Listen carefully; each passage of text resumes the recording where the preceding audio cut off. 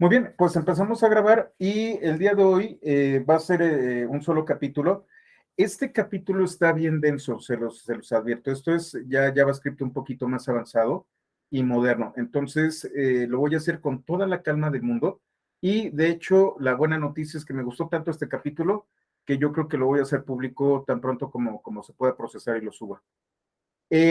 JavaScript tiene una característica que siempre lo he dicho, que a pesar de que no sea fan del lenguaje de programación, tiene una gran fortaleza, y la fortaleza es que es un lenguaje funcional y orientado a eventos, dirigido por eventos. Fue el primer lenguaje que pudo manejar de manera más o menos eficiente y ahora muy eficientemente los eventos. Entonces vamos a empezar. Por favor, actualicen su repositorio. Ya saben, git clone, https, dos puntos, diagonal, diagonal, Python lista mx, diagonal, py 321.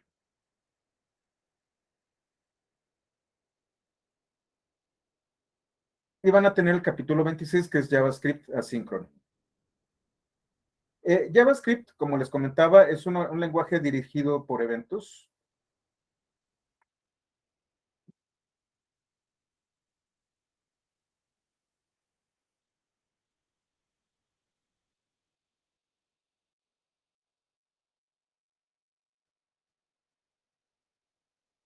Dame un segundo, creo que lo hice mal.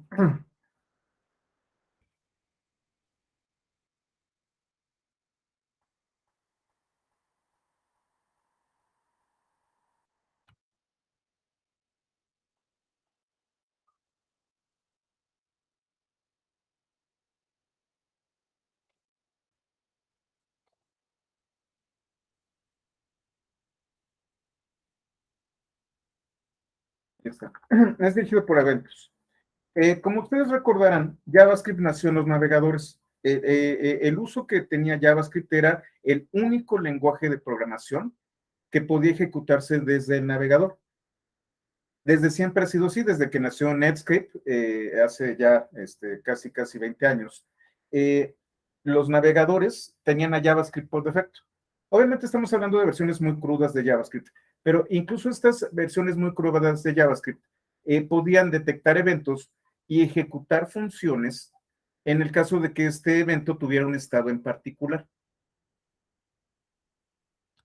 Entonces, JavaScript es un lenguaje dirigido por eventos, es decir, que es posible ejecutar código de este lenguaje a partir de la ocurrencia de un evento. En la mayoría de los casos, el código de JavaScript no se ejecuta de manera secuencial, y aquí hay un ejemplo. A continuación,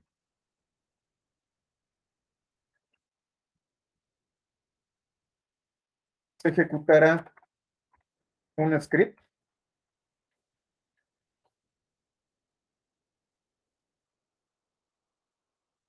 en el que uno de los elementos utilizará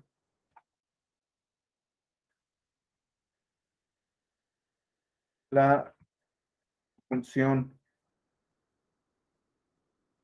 setTimeout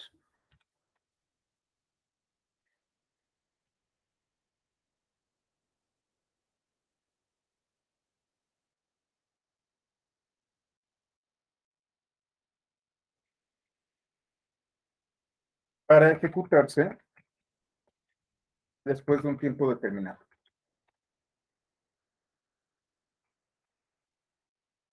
SetTimeout lo vamos a ver en este mismo capítulo, un poco más abajo. Lo que me importa ahorita es que sepan que existe una función que me permite, que existe una función que es setTimeout, que me permite generar algún tipo de retraso en la ejecución de algo en particular, de cierto código, en especial una función. Vamos a ver.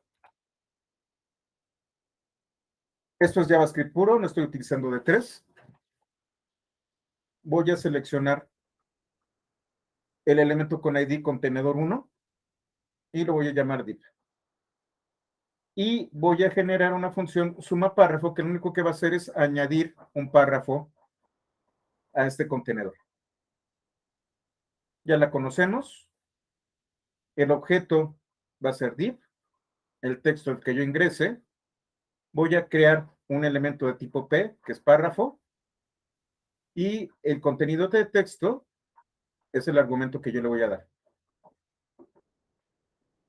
Y al objeto le voy a añadir al final el párrafo. Esto es importante. AppNchat dice que siempre va a añadirse al final del elemento. Va a ser el último de los elementos hijos del elemento origen.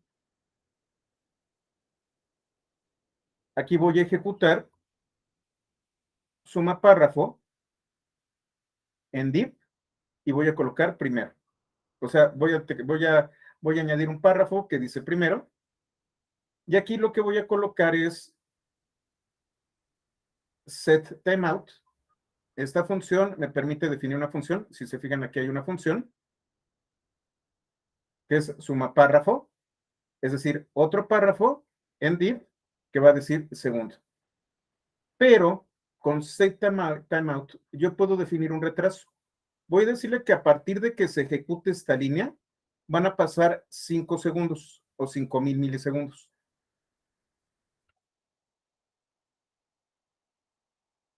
Y la tercera línea va a añadir en div otro párrafo que significa tercero. Aquí viene la parte interesante. Algunos otros lenguajes de programación se ejecutan de arriba hacia abajo de manera lineal. Y normalmente cuando yo coloco algo similar a esto, que de hecho en otros lenguajes se conoce como sleep, se detiene por completo la ejecución del intérprete hasta que termina el sleep y entonces me libera y continúa con la ejecución. Hay lenguajes de programación como Python, por ejemplo, que normalmente trabajan sobre un solo thread, sobre un solo hilo de procesamiento. Esa es una desventaja.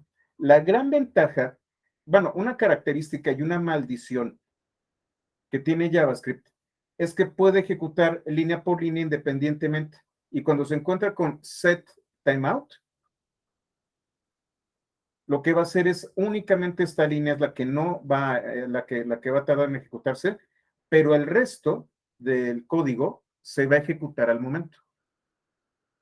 Inclusive cuando ustedes cargan un script de JavaScript, el script de JavaScript se va a ejecutar, tan pronto como lo lean, cuando ustedes utilicen la etiqueta diagonal src, mayor que src y definen el script, tan pronto como el navegador lea el script, lo va a estar ejecutando.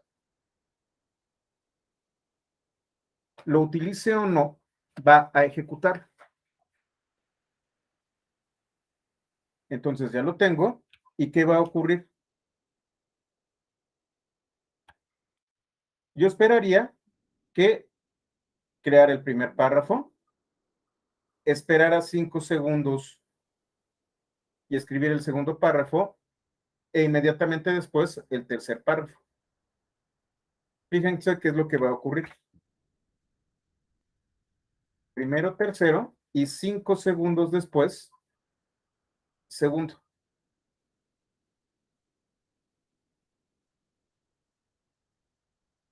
Este es un ejemplo de concurrencia. Yo tengo varios procesos ejecutándose. Vamos a llamar a cada uno de los hilos de ejecución un proceso.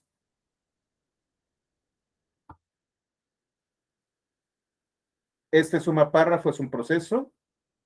Este otro suma párrafo es otro proceso. Y este de aquí es otro proceso. JavaScript, y particularmente el engine de JavaScript, tiene la capacidad de ejecutar procesos de manera concurrente, es decir, yo puedo ejecutar un proceso independientemente del otro, y si hay un proceso que está a la espera, no voy a gastar recursos en él, voy a gastar los recursos en los otros procesos, y una vez que llegue su momento, se va a ejecutar. Eso es concurrencia. Puedo tener múltiples procesos corriendo de manera simultánea, no paralela, sino simultánea, y dependiendo de aquel proceso que esté ocioso, a ese lo voy a colocar en la fila y voy a utilizar el proceso que tenga mayor prioridad. Y es lo que yo tengo aquí. Puedo tener múltiples procesos corriendo al mismo tiempo y dependiendo de la prioridad o de un evento, lo voy a poder procesar. Es por eso por lo que nosotros podemos tener páginas tan interactivas. Al final de cuentas, podemos tener un JavaScript que está ejecutando, no sé, una musiquita con un player que está ahí empotrado en la página. Y además, yo tengo un carrusel de imágenes que está ejecutándose también con un script de JavaScript. Y por el otro lado, puedo estar haciendo cálculos con otra función de JavaScript, todo al mismo tiempo. JavaScript se las arregla para tener concurrencia. Es decir, justo en el momento en el que no se esté utilizando un proceso, lo detiene, no le dedica recursos y le dedica recursos a aquellos eventos que están ocurriendo y que deben de ser tratados de inmediato. Y entonces si yo le doy un clic o selecciono o hago cosas por el estilo, se sigue ejecutando el código, pero también atiende a los eventos. Un evento, por ejemplo, es la rueda del mouse. Otro evento es la posición en la que se encuentra el puntero. Otro evento es cuando yo le doy clic. Otro evento es cuando yo le doy doble clic. Y al final de cuentas, los navegadores tienen la capacidad de identificar múltiples eventos que inclusive pueden ocurrir de manera simultánea. Ahora, esto es muy malo porque lo que yo quería hacer, y por eso les estoy dando esta capacitación, es que en D3 yo quiero tomar unos datos, esperarme un momento y luego utilizar otros datos. En otros lenguajes de programación existe una cosa llamada sleep, que detiene la ejecución completa del flujo lógico del programa y después de ese tiempo la vuelve a retomar. En JavaScript no existe tal cosa como sleep. Lo único que tenemos es timeout y algunas funciones similares, pero no detienen la ejecución. La ejecución jamás se detiene. Si hay un script que se va a ejecutar, no se va a detener.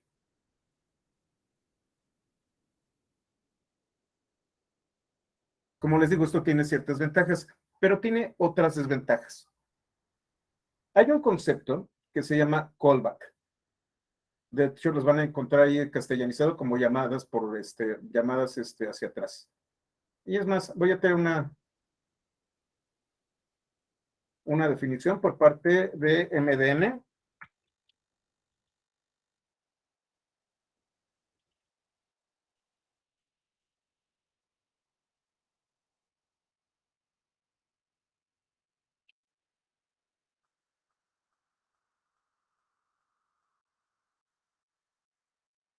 Y está la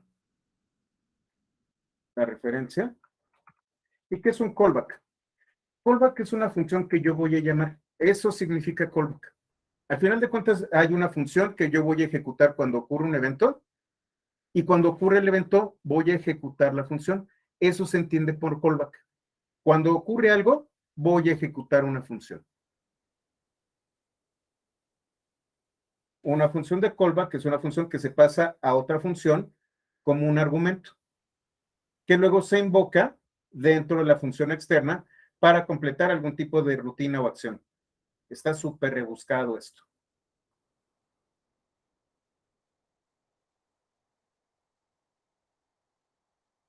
No es otra cosa más que recibir una función y ejecutar una función. En la programación funcional, que es justamente como les comento, JavaScript es un lenguaje de programación funcional, se entiende que las funciones son objetos de primer orden, es decir, que son de los primeros que se definen. Y existen funciones que se conocen como funciones de orden superior. Una función de orden superior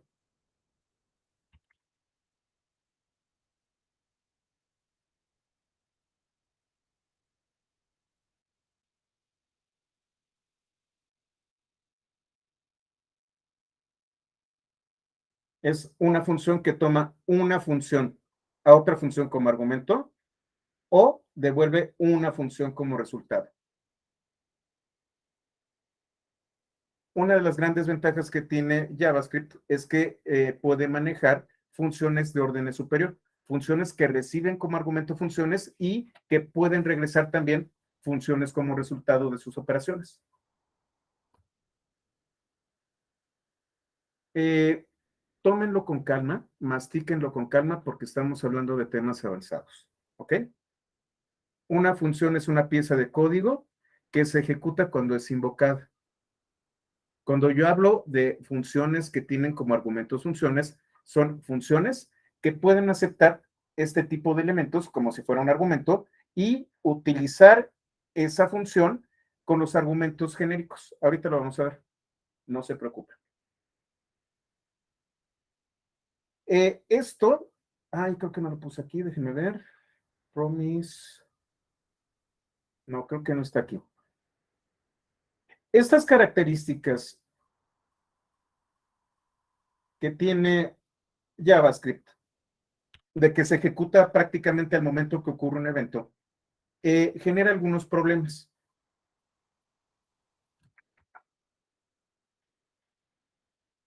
De hecho, existe, antes de que existieran las funciones asíncronas, existía el callback help. Debido a la naturaleza de JavaScript, es común que se desencadenen, que voy a llamar procesos,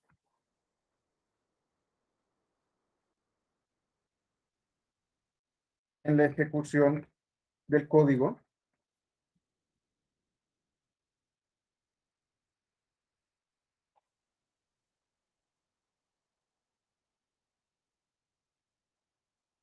cuando una ejecución que debería de estar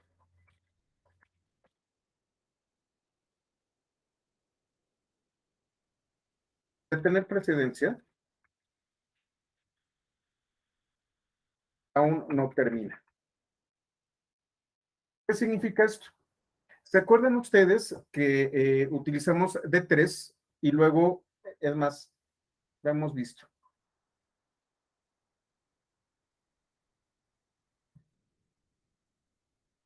D3, CSV, luego punto .den. ¿Qué ocurre? Esto se conoce como una promesa, un promise. En el JavaScript tradicional, ustedes tendrían un proceso de leer un archivo. Pero ¿qué pasa si el archivo es muy grande? Se va a tardar cierto tiempo en descargar el archivo, si tenemos malas conexiones, etcétera, etcétera, y entonces va a tardar. Sin embargo, la ejecución no se detiene. Y entonces, otra vez, todo el código se ejecuta. Y entonces yo voy a ejecutar funciones que dependen de que el archivo sea descargado correctamente. Y entonces arrancan antes de que yo termine de descargar el archivo.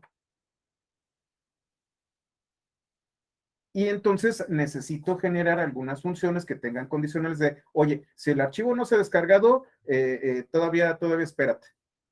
Y eso se le llamaba el callback help.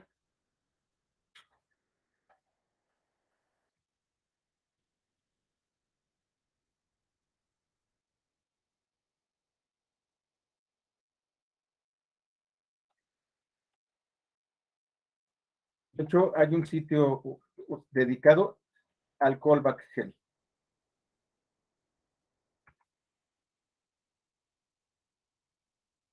Vean lo importante que era. Es el callback help. JavaScript usa los callbacks. Mucho de código termina viéndose así. Yo voy a leer un archivo y si hay algún error, coloco error. Pero si no hay error, entonces para cada uno de los elementos, haz lo siguiente. Si no, haz lo siguiente. Y si no, haz lo siguiente. Y entonces tengo mucha anidación. Y tengo funciones que ejecutan funciones, que ejecutan funciones y hacen este tipo de estructuras. Y no solo eso, sino que algunas de estas funciones arrancan en falso, por decirlo de alguna manera. Ah, muy bien, Alex, ahorita lo checo aquí. Alex nos está poniendo esta,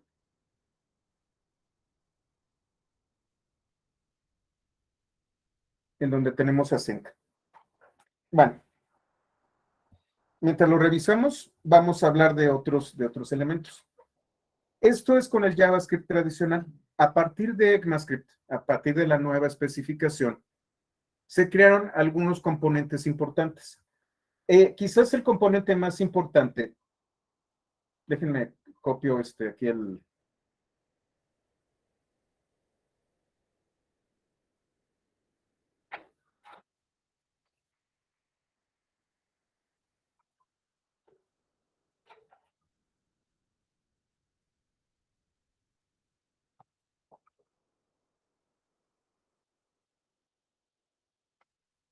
incluso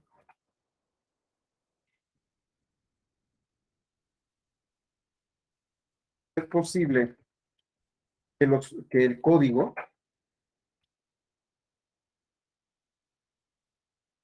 tenga diversos estados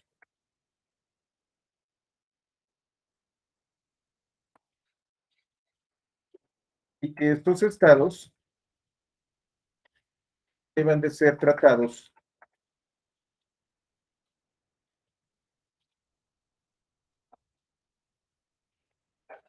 de forma diferente.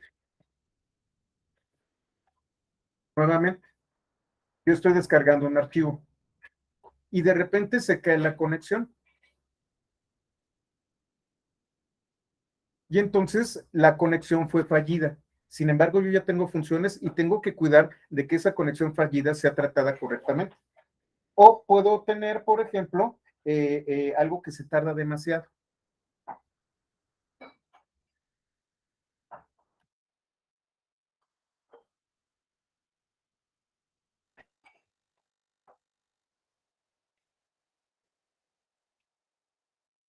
Antes de las modificaciones de ECMAScript,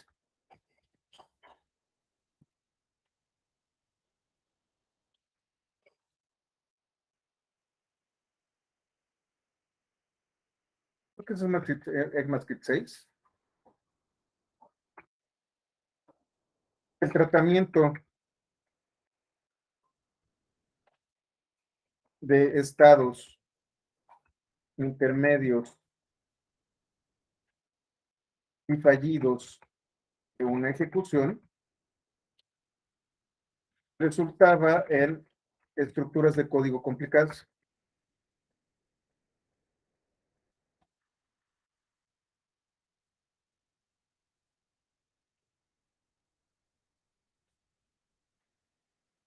Y con condicionales validados.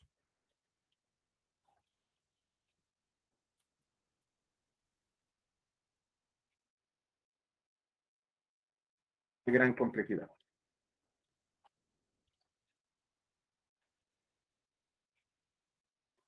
A esto se le conoce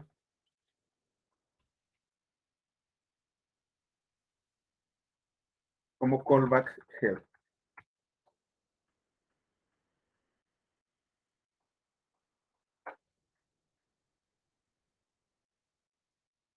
Y a partir de ECMAScript, de hecho, ECMAScript Vamos a ver si tenemos cuándo fue. Creo que es en ECMAScript 2015. Sí, creo que fue aquí.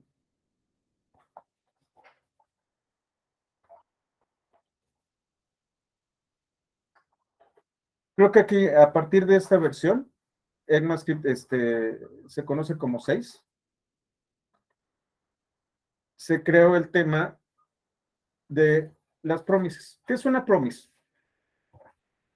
Para empezar, son objetos que se comportan como clases. También ECMAScript, la famosa es ECMAScript, permítanme. ECMAScript 6 fue un gran cambio dentro del lenguaje JavaScript. ECMAScript es una especificación, es un estándar. De hecho, la organización estandarizadora se llama ECMA. ECMAScript es la especificación de cómo debe de funcionar JavaScript. Cada proveedor, como puede ser Firefox, bueno, como sea la Fundación Mozilla o como puede ser Google, genera su propio engine de JavaScript a partir de la especificación. A partir del 2015 y 2016 salió una especificación renovada para poder atender muchos problemas que tenía el JavaScript viejo y tradicional, el convencional. Y entonces atacaron el tema de cómo definir clases, de cómo instanciar objetos y sobre todo el tema de las promesas. Los objetos promise o simplemente promesas permiten crear funciones cuyos procesos pueden tener varios estados.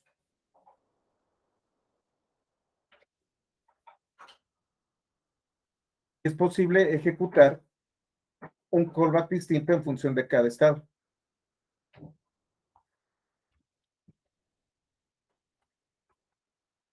Llamar.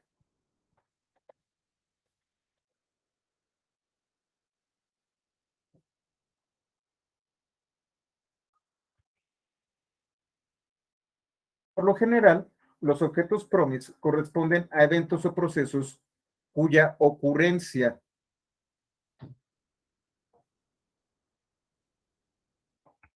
estado y o éxito son inciertos. Ocurrencia es yo no sé cuándo va a pasar. Puede tardar unos segundos en descargar un archivo o se puede tardar 2 horas en descargar un archivo. El estado puede estar iniciado, puede estar fallido o puede estar pendiente. El estado pudo haber funcionado con éxito o pudo haber fallado y pudo haber terminado la ejecución. Yo puedo tener, hablando de eventos, muchos estados intermedios desde el principio hasta el final. Estos estados pueden ser detectados por los objetos tipo promise. ¿Qué estados maneja? Pending.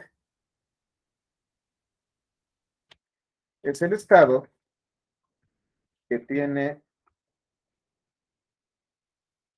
un proceso que se está ejecutando. Fulfilled es el estado que tiene un proceso cuando finaliza de forma exitosa. Rejected es el estado que tiene un proceso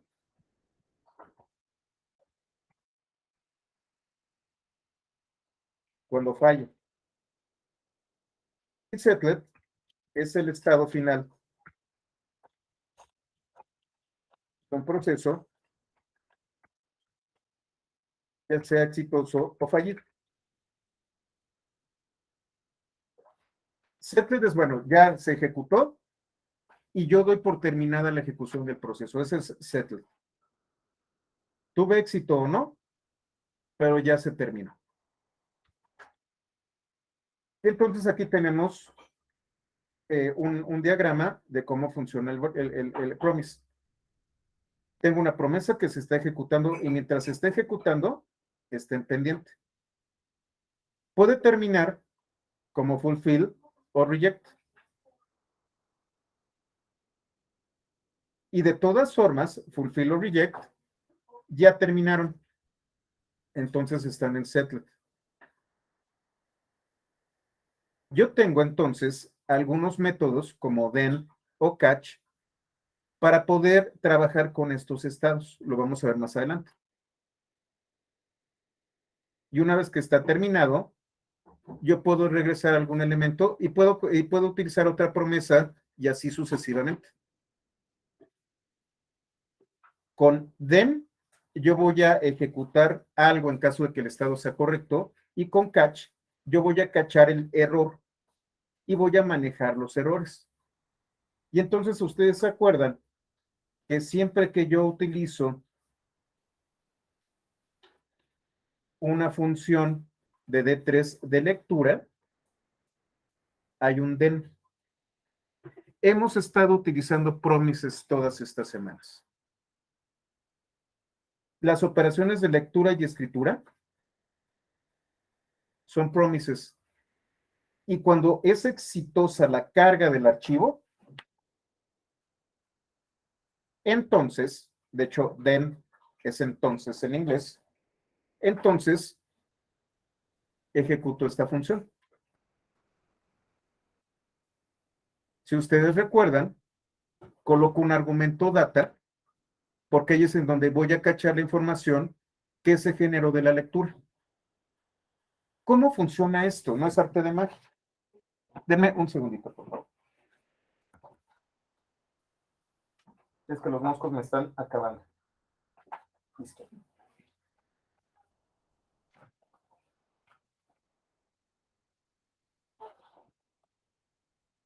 Entonces, nosotros hemos estado usando siempre una promesa. La promesa es que cuando sea exitosa la carga del archivo, se ejecuta todo esto. Aquí está el DEM.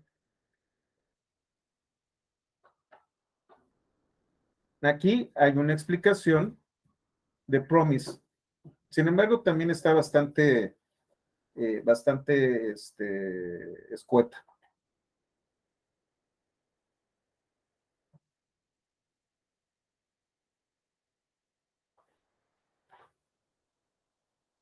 Ahora, ¿cómo yo defino un objeto promise? Aquí hay otra parte interesante. Si ustedes se fijan, unas premisas es promise.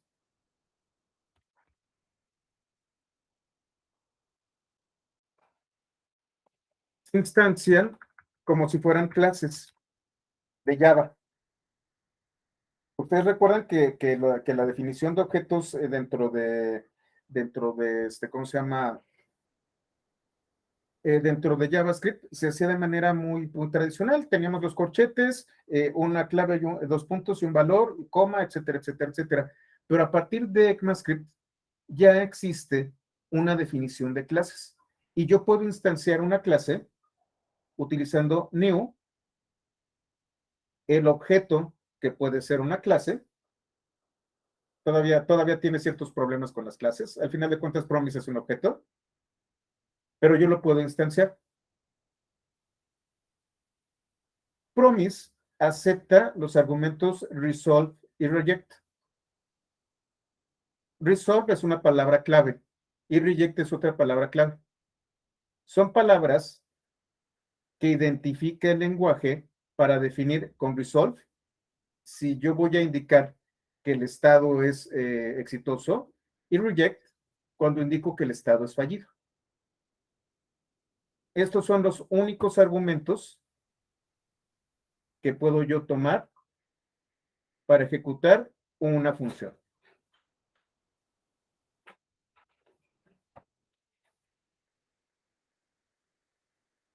Y esto es receta de cocina. ¿Por qué resolve y reject? Resolve es una palabra clave y reject es otra palabra clave.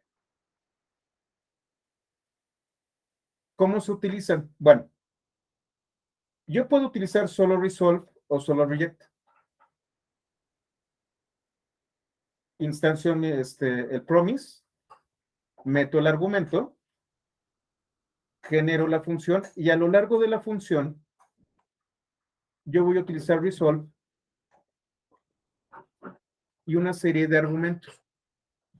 Tan pronto como la ejecución se topa con un resolve, se detiene la ejecución y me regresa el estado del objeto. El resolve se parece en cierta manera a un return. Con return se detiene la ejecución de la función y regresa un valor. Con resolve yo modifico el estado de promise mientras se ejecuta, está en pending, pero cuando se encuentra en resolve, entonces el estado cambia a fulfilled. Y lo que voy a hacer es ligar una función, un callback, que va a recibir los argumentos que yo tengo aquí. Reveal es una especie en el inglés hay un término llamado boilerplate, que es algo así como un punto en común. Si yo tratara de traducir boilerplate al español, yo les podría decir que es una especie de, de espacio a ocupar. ¿A qué me estoy refiriendo? A que resolve no es una función. Resolve es una palabra clave, pero está indicando que aquí va a haber una función y esa función va a ejecutar, va a tomar los argumentos que está enviando resolve. Sí, así es, Alex. Resolve, al final de cuentas, va a ser sustituido por un callback. Resolve no hace nada por sí mismo, pero le aparta el lugar a un callback. El callback lo voy a implementar más adelante. Lo mismo sucede con reject. Reject es al revés.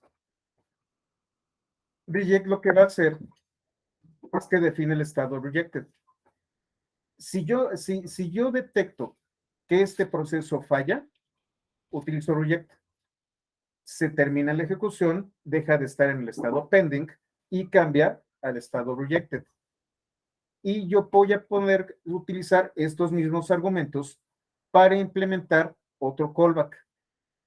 El callback que sustituye a resolve es cuando todo es exitoso y el callback que sustituye a reject es cuando algo falla.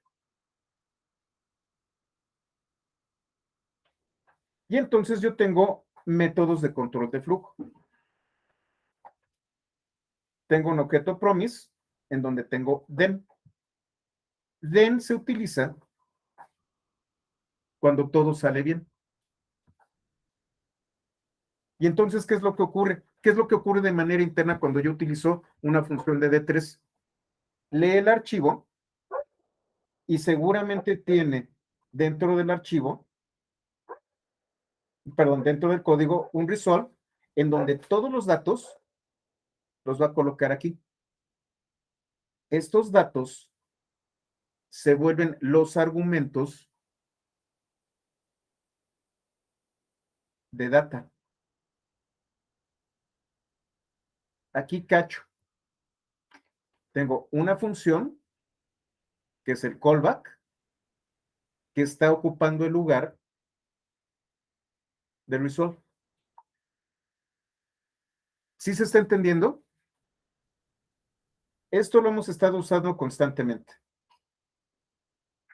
Si es correcto esto, dentro del código de D3.csv hay un resolve. Hay un resolve que dice, estos son los datos que voy a regresar y que va a tomar un callback. Con el then, el callback es esta función que yo tengo aquí definida y estoy cachando en este parámetro los argumentos que me está aventando resolve. Vamos a ver, no se me espante. Then va a cachar lo que me mande resolve.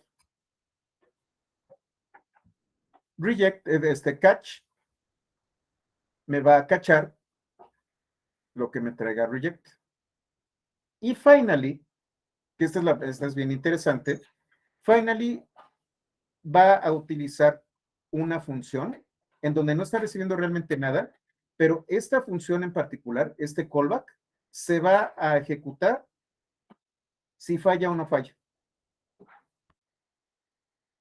Por ejemplo, si yo levantara una conexión con una base de datos, si la conexión falla o no, si la operación falla o no, de todas formas, cierro la conexión con la base de datos. Ahí está final.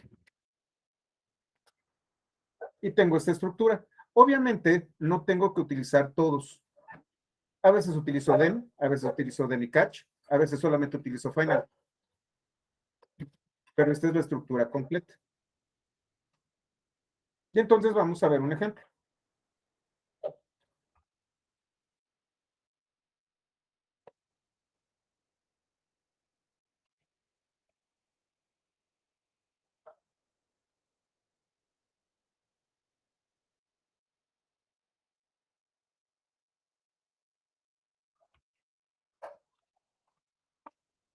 Las siguientes celdas,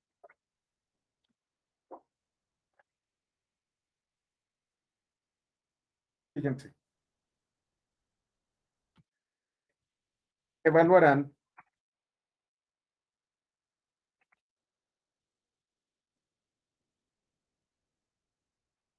a la variable valor.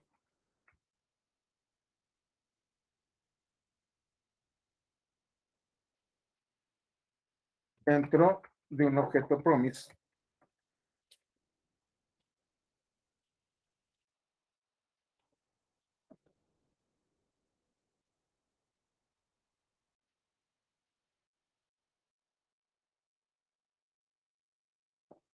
En caso de que valor sea true, el objeto promise, bueno, le puse una llamada que se llama promesa.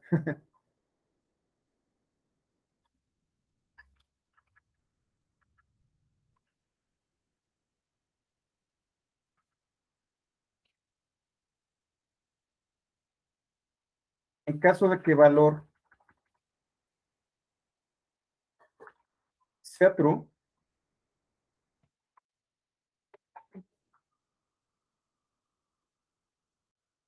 el estado será fulfilled.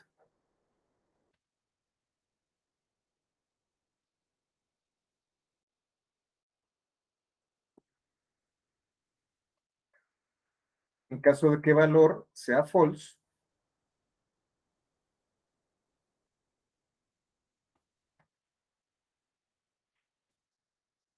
el estado será rejected.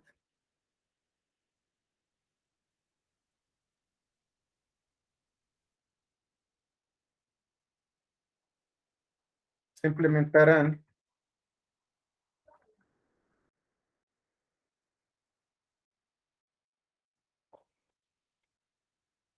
los métodos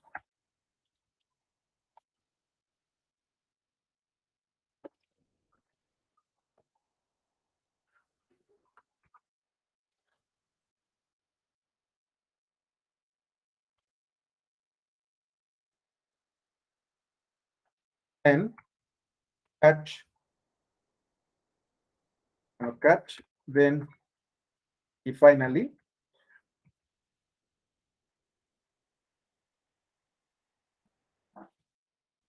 para gestionar cada estado.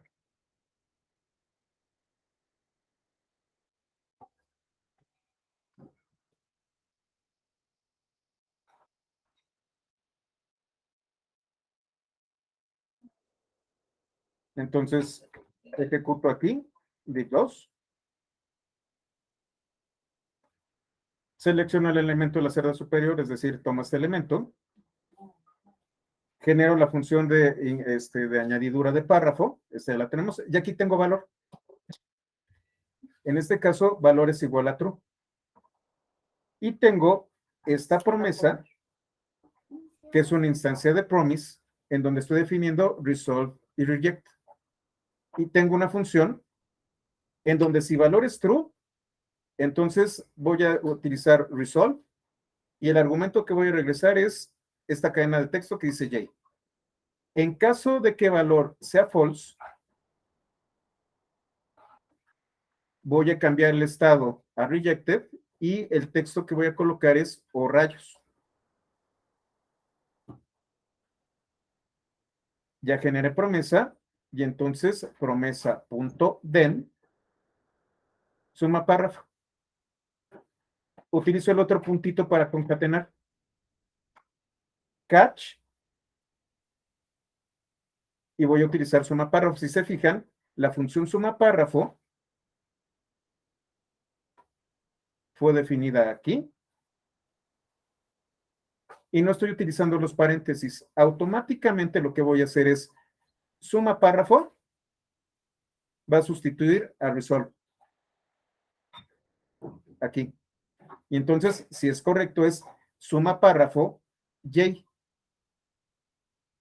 Si es fallido, es suma párrafo o rayos. Y de todas formas, sea fallido o no, finalmente voy a ejecutar la función suma párrafo y ahora sí, si ustedes se fijan, estoy definiendo una función y el valor es y el valor de valor. Y lo que voy a hacer aquí, ¿por qué puse aquí con solo resultado? Ya. Vamos a ver qué es lo que al final de cuentas es resultado. Voy a abrir la... Bueno, primero lo voy a ejecutar. El valor es true. El estado es fulfilled. Entonces, suma párrafo va a sustituir al resolve y entonces va a aparecer J. Voy a hacerlo más pequeñito para que lo podamos ver.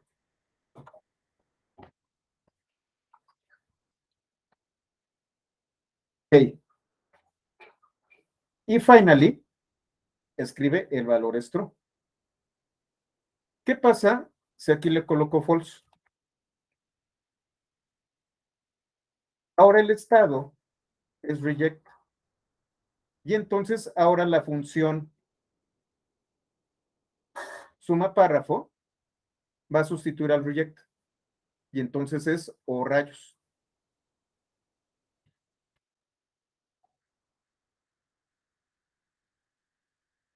Y de todas formas, sea fulfilled o reject, se va a desplegar el valor. Eso es con final.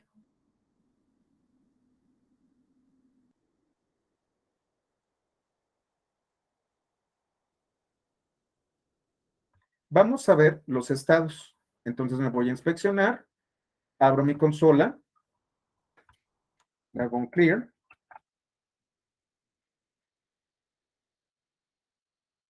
Y esta última parte, yo voy a guardar en resultado el estado de promesa. Y con console log voy a desplegar el resultado. Aquí es false. El estado de promesa es rejected.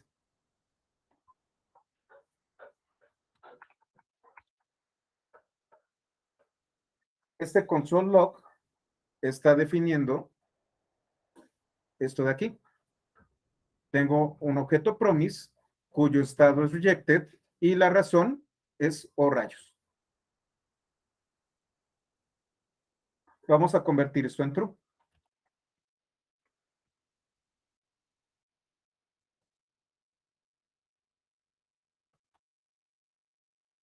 Ok.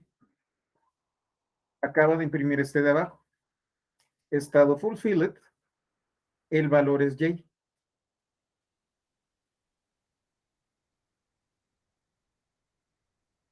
Esta es la mejor manera de describir cómo funciona Promise.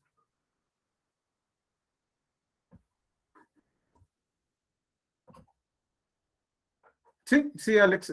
Me gusta utilizar las funciones, de flecha, pero digo, si lo hacen con function, tampoco hay problema.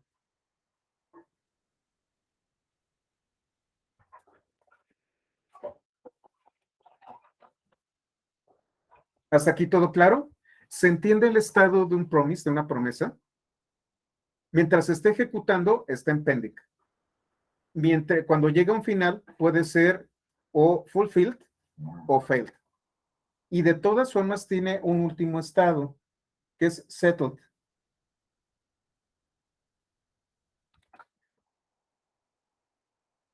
Settled es cuando ahora sí que cuando se asentó el polo. De hecho, settled es asentar. Es cuando ya todo está tranquilo. Es cuando ya llegaste al final.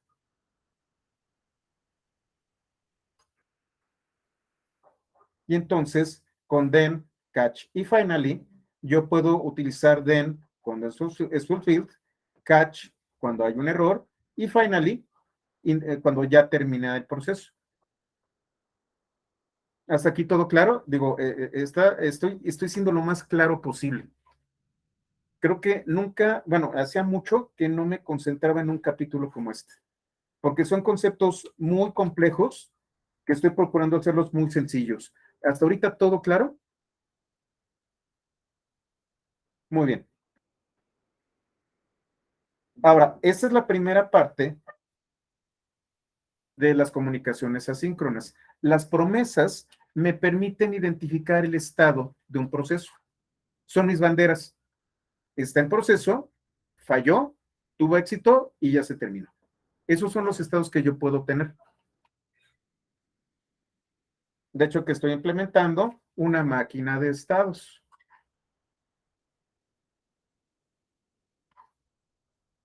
Ahora voy a utilizar un objeto promise, pero con un retraso. Y entonces vamos a hablar de set timeout. De hecho, también tenía aquí la liga, déjenme la coloco bien.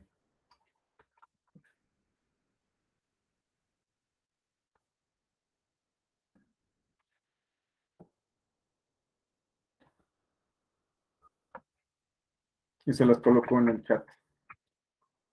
Set timeout es una función que ya está dentro de JavaScript, que permite ejecutar una función después de un intervalo de tiempo definido.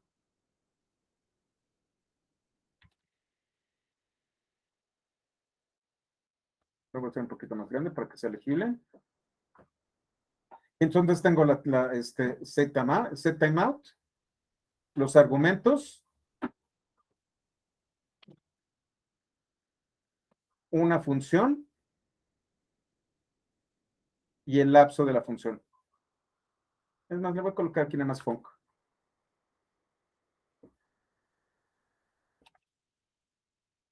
Porque puede ser arrow o puede ser una función tradicional. El lapso está dado en milisegundos. Entonces vamos a ver el ejemplo.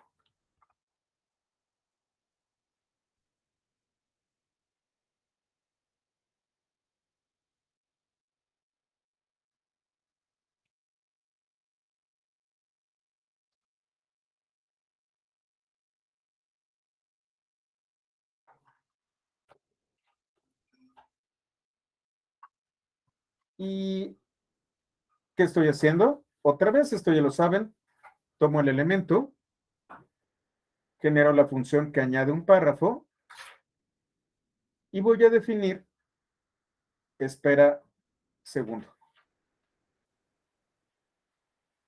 Voy a hacer un promise en donde solamente estoy definiendo un resolve. Como les comento, son opcionales, pero bueno, voy a utilizar resolve. Voy a definir set timeout, no le voy a colocar ningún tipo de argumento, y después de 5 segundos voy a hacer que el estado cambie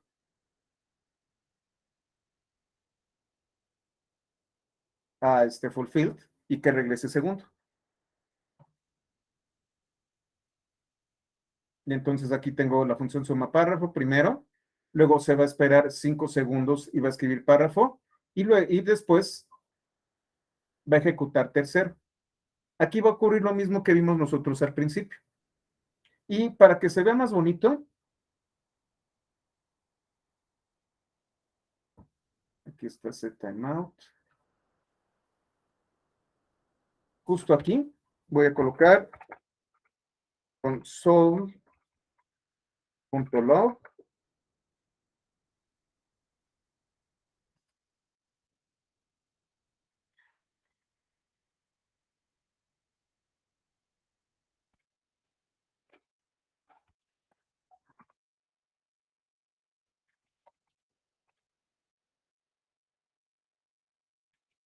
estado. Y entonces lo voy a ejecutar. Como les comento, aun cuando esté esperando este promise,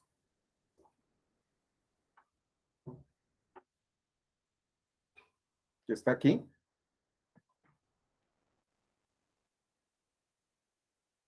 primero y tercero van a estar ejecutándose y también está.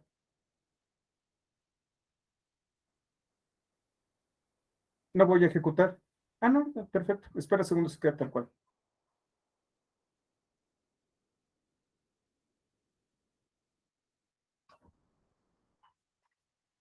Creo que sí es así, ¿eh? Déjenme ver si jalo.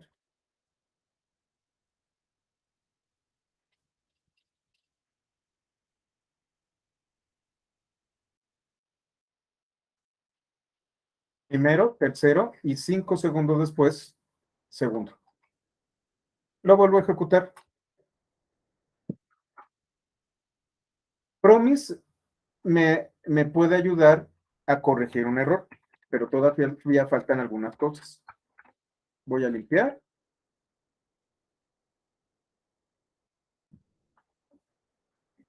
Vuelvo a ejecutar. Y fíjense, este console log se ejecutó de inmediato. No espero a que terminara. Si no espero a que terminara, entonces el estado de la promesa es pending. Ya terminó, y ahora el cambio a fulfilled. Va de nuevo. Ejecuto y durante 5 segundos es pending. Termina.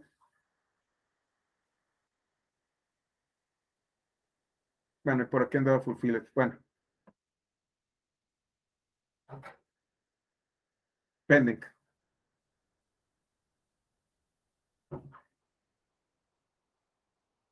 ¿Qué significa esto? De que a pesar de que yo tengo aquí la promesa no me garantiza que no se siga haciendo una ejecución independiente de todas las expresiones. La ejecución de JavaScript no es lineal. Lo que hace es ejecuta. Bueno, digamos que sí es lineal porque ejecuta absolutamente todo, pero no se espera que esto termine. Continúa y continúa y continúa y continúa ejecutando todas las expresiones. Bueno, el promise ya me ayuda a revisar el tema de los estados y si hay unos exitoso o fallido, pero no me detiene la ejecución. Y es ahí en donde vienen las funciones asíncronas, async y await.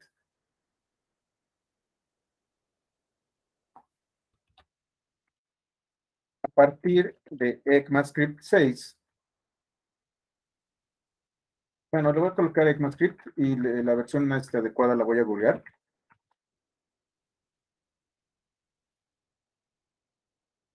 Es posible definir funciones asíncronas que permitan detener la ejecución lógica de los argumentos que contiene, de las expresiones que contiene,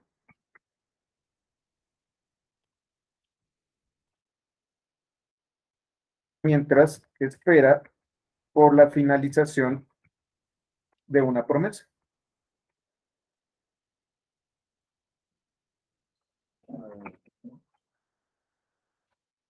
Entonces yo tengo async y await.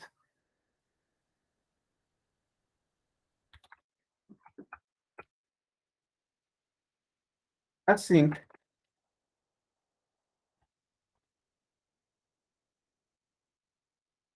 le indica a JavaScript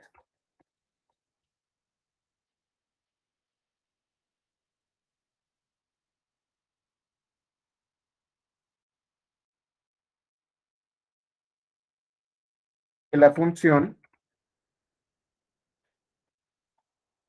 es asíncrona.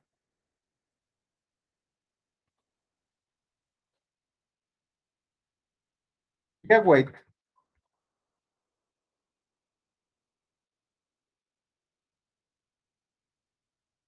indica que la ejecución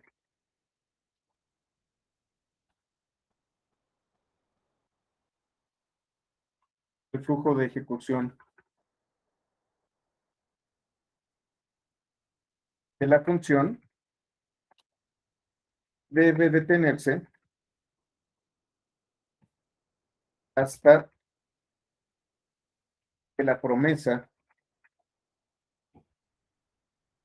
que está en la misma línea termine.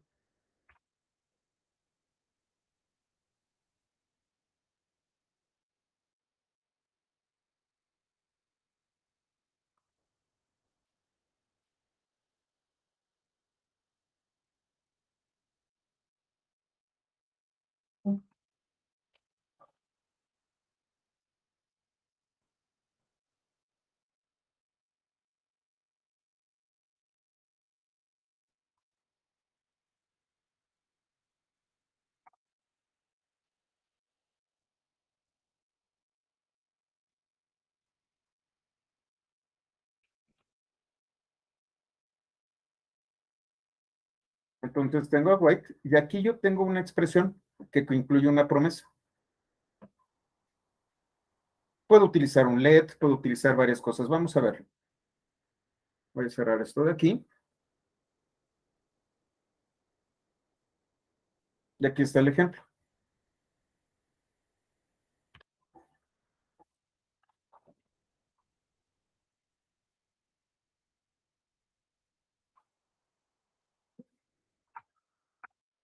La siguiente celda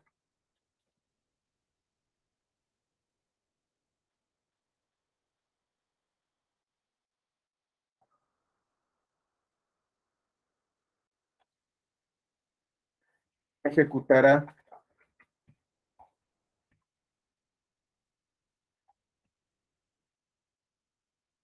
la función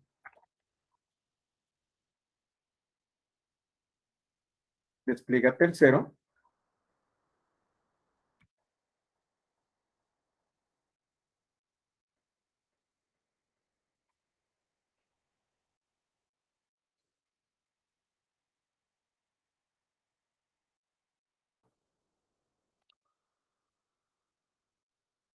y detendrá su ejecución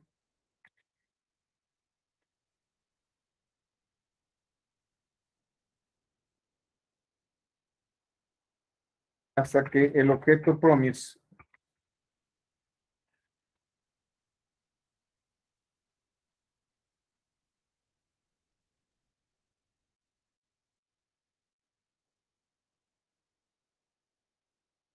fíjense,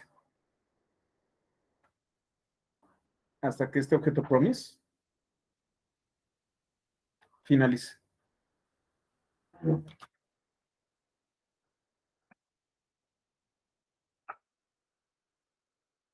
Entonces tengo contenedor 4. Ya conocemos estas dos. Y entonces tengo una función asíncrona llamada despliega tercero. Suma párrafo primero, suma párrafo. Y si ustedes se fijan, tengo aquí una wait. Dice, espérate hasta que esta promesa tenga el estado fulfilled. Hasta que tenga el estado fulfilled, sigues con la siguiente línea.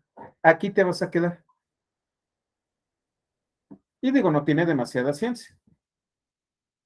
Despliega en orden. Vamos a hacerlo un poco más complejo. Esto es idéntico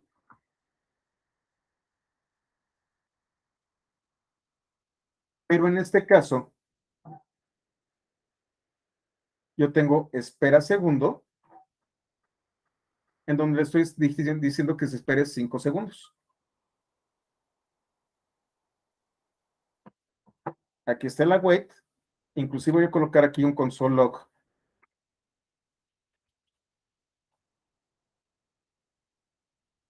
para esperar segundo. Y vamos a ver qué es lo que pasa. Lo voy a hacer más pequeño.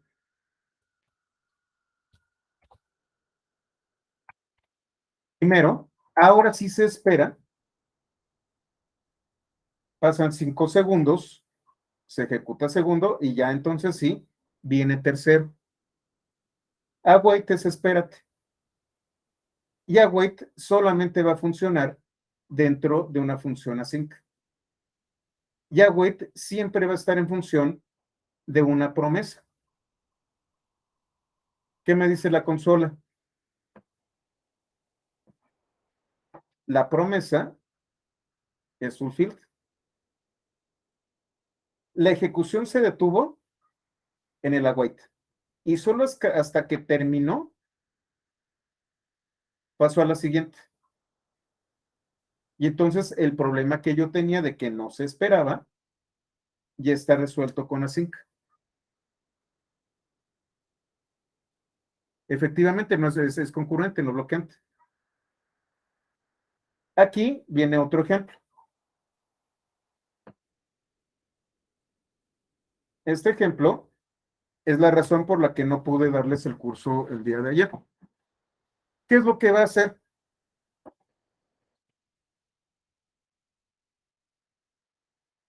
Voy a colocarlo aquí abajo.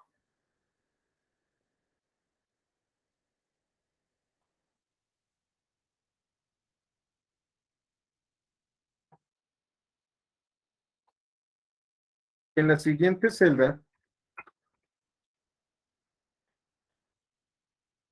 se define la función sleep. Acabo de crear mi propia función sleep, la cual detendrá la ejecución de la función asíncrona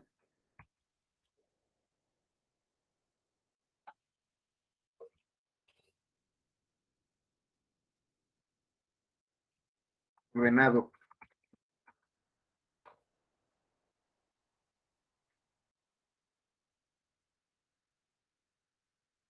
durante el tiempo indicado.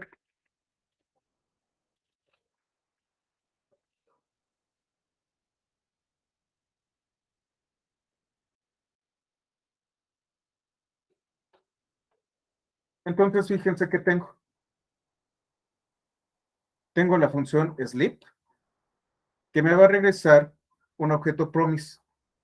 Este objeto promise, pues solamente regresa true. Y yo le voy a dar un retraso. El retraso yo lo defino como argumento de la función sleep. Genero mi función asíncrona, llamada ordenado. Tengo párrafo, que se va a ejecutar de inmediato. Luego, tengo obligatoriamente que utilizar un let para que esto funcione.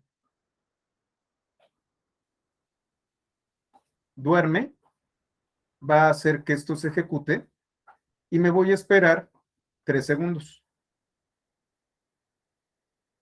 Voy a publicar lo que me trajo duerme, el argumento que regresó duerme, que es true. Párrafo segundo, me espero 2 segundos y luego párrafo tercero. Haciendo esto con la función sleep, entonces lo que yo puedo hacer es, tengo una serie de datos. De hecho, lo que voy a hacer mañana, en el capítulo 27, utilizando join, yo voy a tener una serie de datos.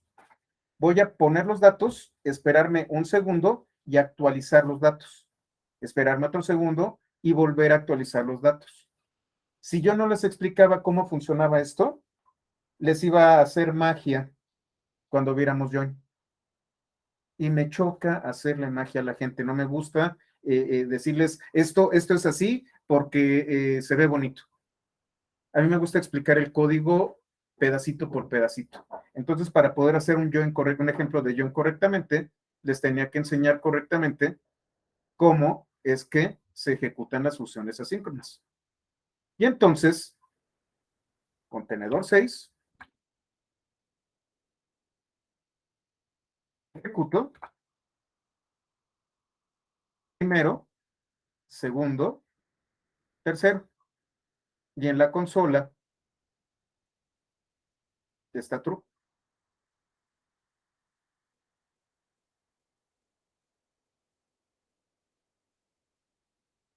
Me devané el cerebro para este capítulo, se los prometo, de verdad, son conceptos que así, explicaditos así, se ven bien sencillos, pero la complejidad que tienen y la manera en la que están expuestos normalmente, tanto en la documentación como, bueno, en la documentación y las bibliografías, de verdad es para llorar.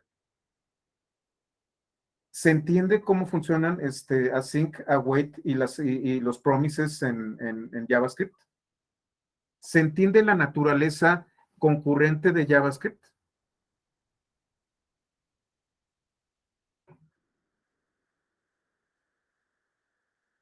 A ver, déjenme ver quién anda por aquí. Leo, ¿cómo ves? Está interesante, ¿no? Si sabes utilizar correctamente JavaScript, se vuelve un lenguaje funcional omnipresente y muy potente. Y entonces puedes jugar con Python y con JavaScript para hacer cosas que se complementan unas con otras. Eso sí, necesitas un nivel de conocimiento del lenguaje muy, muy profundo. Y justamente el curso que voy a dar en un mes es esto, async, nada más que del lado de Python. Y entonces Python, que es un lenguaje que se maneja en un solo thread, se vuelve concurrente. Es al revés. Mientras que en el caso de JavaScript, un lenguaje altamente concurrente lo vuelvo lineal, Python, que es un lenguaje lineal, lo vuelvo concurrente con async y await. Y entonces yo puedo utilizar estas herramientas para continuar la ejecución del código, pero estás esperando un evento y no detengo la ejecución del resto del código. Está bien bonito. El concepto de concurrencia es muy importante. Hay dos conceptos importantes, uno que es concurrencia y el otro es paralelismo. Concurrencia es cuando yo puedo procesar muchos eventos concurrentes y dependiendo de si está activo o no, darle preferencia, desbloquear recursos y dedicárselos a aquel proceso que los requiera. Y una vez que retome un proceso asíncrono, retomarlo en donde se quedó.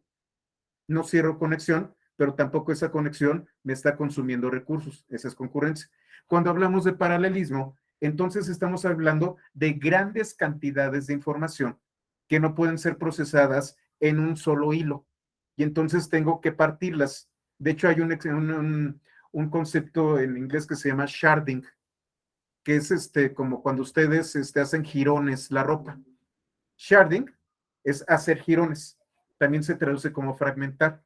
Lo que ustedes hacen es, hacen jirones los datos y los van distribuyendo entre distintos procesadores que trabajan de manera paralela.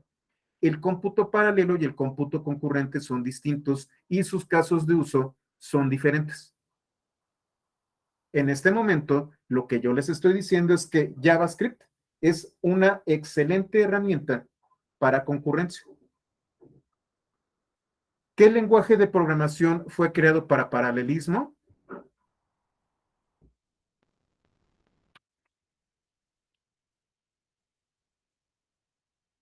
Fortran y los coarrelos. Algún día voy a dar un curso de Fortran para GPUs.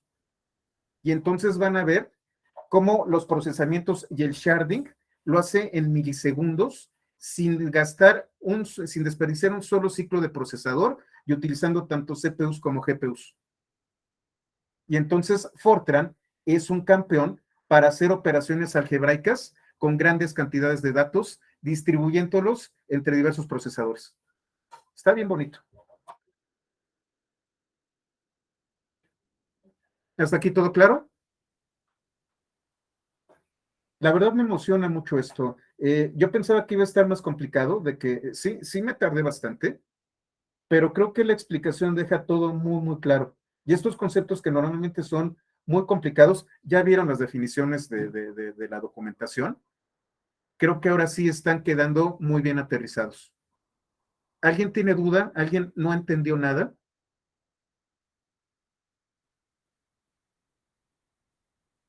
No, Leonardo, el módulo de trading, bueno, sí ayuda un poco, pero todavía lo siento bastante inmaduro. Digo, antes tenías el famoso lock, pero todavía yo creo que hay algunos problemas con el tema de paralelismo. Si a mí me lo preguntas, Leonardo, qué es lo que hace, por ejemplo, Pandas y lo que hace particularmente la biblioteca de NumPy, utiliza una biblioteca de Fortran y quítate de problemas. Eso es lo que hace precisamente Python. Utiliza OpenBLAS,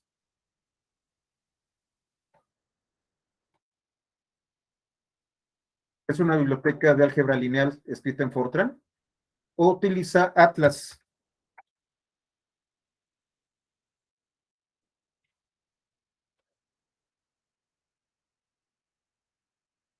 que también está hecha en Fortran. Y entonces, debajo de NumPy está Atlas. Y sí, vamos a hablar de Dask. Ese es un pendiente que tengo, que espero este mes que me tome el descanso, poder retomarlo, Leonardo.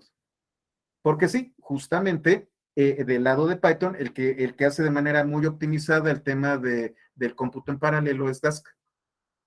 No Dash, Dask. Ok, bueno, pues espero que se hayan divertido y se hayan emocionado como yo. La verdad, este capítulo me encantó. Es un capítulo muy, muy, muy difícil, pero creo que logré el objetivo. Espero que así haya sido, que no sea solamente mi percepción, que ustedes el día de hoy hayan aprendido algo. Y si lo aprendieron, saben algo que la mayoría de los programadores no entienden ni aprovechan. ¿Ok? Bueno, pues terminamos temprano y nos vemos el día de mañana. Les voy a hacer la invitación, creo que no está calendarizado mañana.